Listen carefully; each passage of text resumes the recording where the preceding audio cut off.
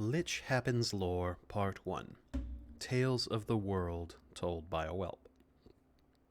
When I was still a fledgling fire dragon, the Grand Brood Mother would tell the whelps of my clutch about the world beyond our nesting grounds. She always told us of the primordial dragons that shaped all that came before, as if the origin of the world had changed since the last time she chose to educate the whelps. But all the same, she would begin with the progenitors of the first dragon broods, the great storm dragons that lived above the clouds, the mystical fey dragons that tended the lush forest, the staunch sea dragons that dwelled below the waves, and the vigorous fire dragons that dwelled among the volcanoes and molten earth.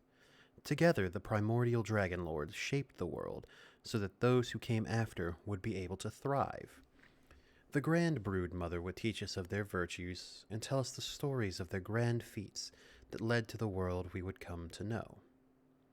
The other whelps loved to listen to her tell her favorite tales of how an argument between dragon lords forged the great tempest of the South Sea that causes the tides, or how the pranks the Fey Dragon Lord played on the other dragon lords caused the creations of the season and the beings she called the Small Ones. The Grand Brood Mother had 1,000 and more tales to tell us as we grew, but all I could think of was seeing the world and these small ones for myself, and of course to shape the world in my own ways, as the primordial lords had done before. Once our wings were grown enough to let us fly, and after what felt like years of the Grand Brood Mother's tales, we were told it was time for a great event, our first flight, and that day we would be granted our names by the current Fire Dragon Lord herself, Vithraketh. I remember wondering why we heard so many tales of the great dragons of the past, but the only thing we knew of the current Dragon Lord is that she was known as Cold Fire, and was a descendant of the original primordial fire dragon. The Grand Brood Mother informed us that Lord Vithraketh would lead us herself in the flight. We would follow behind her and make a circle of the nesting lands that we called our home.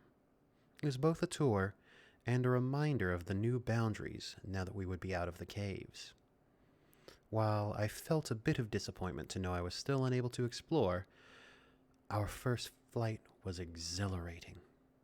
We finally left the warm volcanic caves that made up the nesting grounds to see the brilliant blue sky that covered all of our wondrous world. That day I was overwhelmed by the new sights I had to gaze upon. The lush forests, rich with all the colors of plants nurtured by the volcanic soil, the boiling lakes of lava atop the massive volcanic mountains, the cool waters of the rivers, and the creatures that made their home throughout these lands. But of all the sights I saw that day, I remember the imposing sight of Lord Coldfire the most. She was massive, even by dragon standards.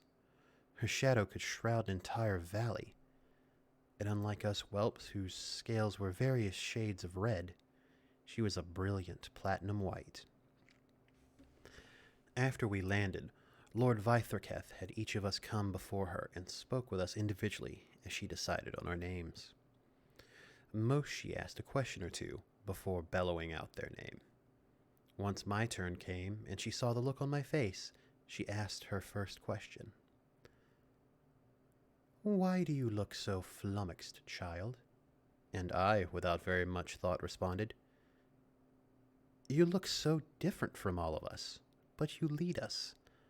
I suppose I wonder why I know so little about you, yet so much about the Ancient Ones."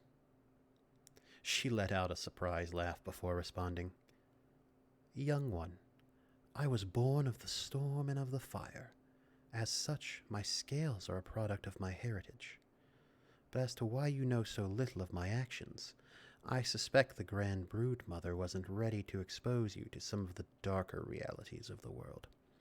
"But I want to know! I want to know all about this world and its people. I want to shape the world like the ancients did, and help it for the better. I cannot be ignorant of the painful past if I want to build a bright future." Again, the great dragon lord laughed. Such fire, such determination. Young one, I name you Rolthamathrix, a name of great will. I hope to see you shape this world for the better as you aspire to. Once all the whelps had been named, we were assigned duties to show us how life in the nesting grounds worked. To this day, I do not know if the Dragon Lord was moved by my questioning, or if she was purely being whimsical, as I was assigned to be her assistant. I was soon aiding her in resolving the problems of our home, from minor disputes between friends to conflicts with the small ones encroaching on our lands. I watched as she elegantly handled every item with civility. Even when she was enraged, she would deliver her words coolly, as if she was sending me to fetch her meal. I spent the years growing into a proper drake by her side, learning from her, but every day as the sun set, I would still look out over the lands, dreaming of the outside world.